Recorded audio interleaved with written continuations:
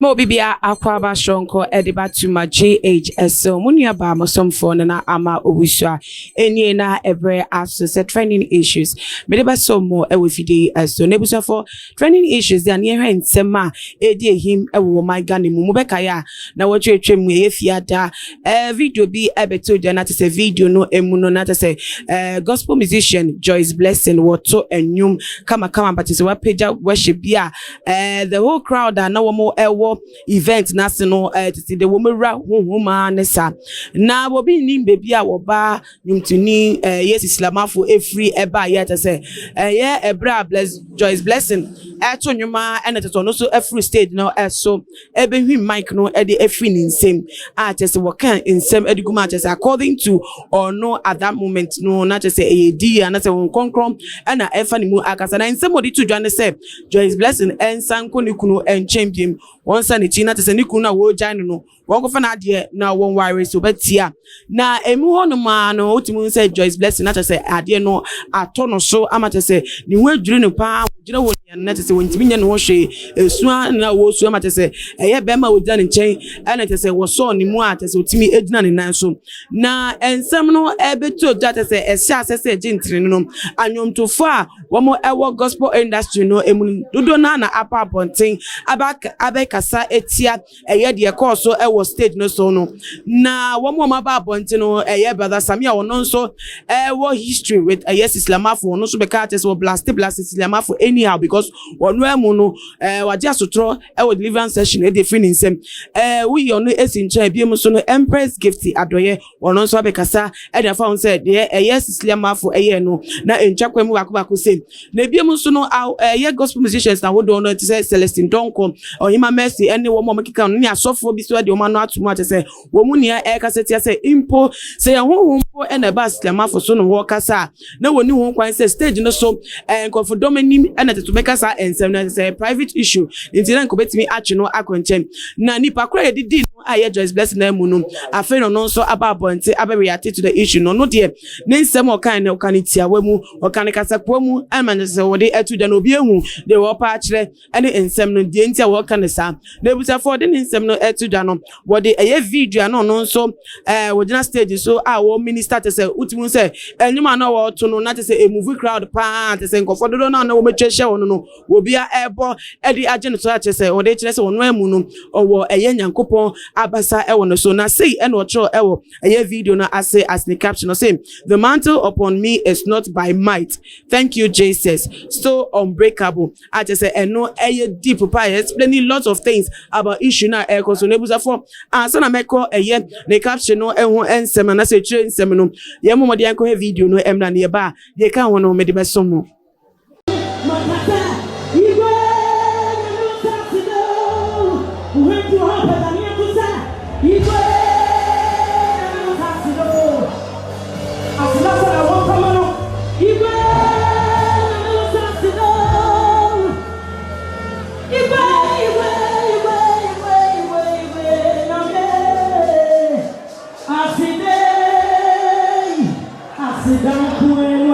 Become host above.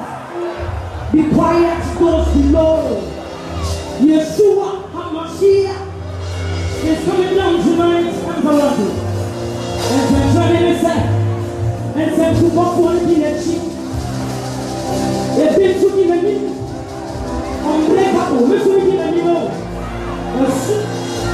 Now, everyone to the water. na se na meka ne pepepe no ebusafo tumu se enwom to ni mu administration na te se nkofo dodo na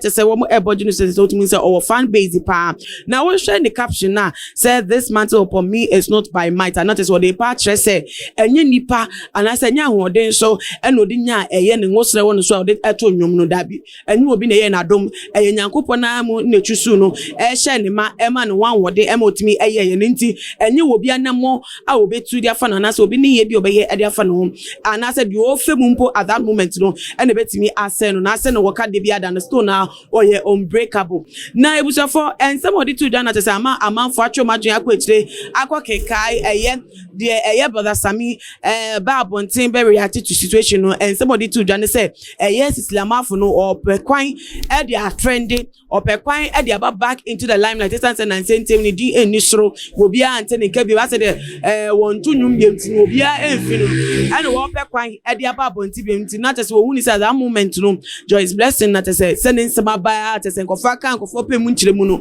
obetimi agina no so e dia trending ti eno enenam so ma ne kobo fa won ehun konkro asem bia enye hun konkro bia ene ba no so nti na tese akobie sa ensem so because okay ya brother Sami kan ensem no to just say